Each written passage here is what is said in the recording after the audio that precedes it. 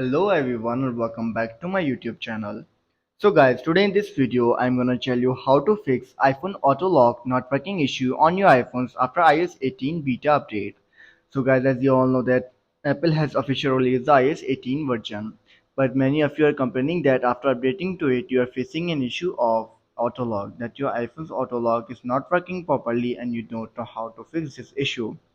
But guys, don't worry, I have got your back. Today in this video, I'm gonna tell you how to fix auto lock not working issue on your iPhones after iOS 18 beta update.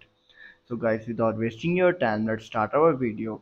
First of all, you have to make sure that auto lock is enabled. Like every other feature on iPhone, auto lock is also prone to bugs and glitches.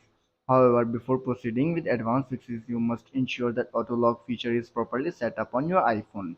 After this, then you have to do is simply that disable your low power mode. Although low power mode is a beneficial in numerous ways for your iPhone, it can sometimes cause issues. Therefore, if you are using a low power mode daily, try disabling it, as it might interfere with auto lock feature. To disable it, you have to open the settings, then open the battery. You will see a option low power mode. If it's enabled, then you have to do is simply disable it. After this, an F2 is simply turn off the assistive touch. There is no denying that the fact that assistive touch on iPhone is a pure blessing. However, a few accessibility feature can mess up the regular performance and cause a auto log malfunction on your iPhone. To disable it, you have to open the accessibility, then tap on touch. You will see your option, tap on it, and you have to make sure that it's disabled. So guys, after trying all of these steps and still facing the issue, then I will suggest you to do reset your all settings.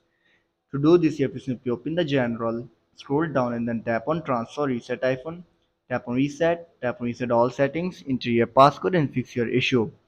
So guys, these were some simple steps that how to fix auto lock not working issue on your iPhone.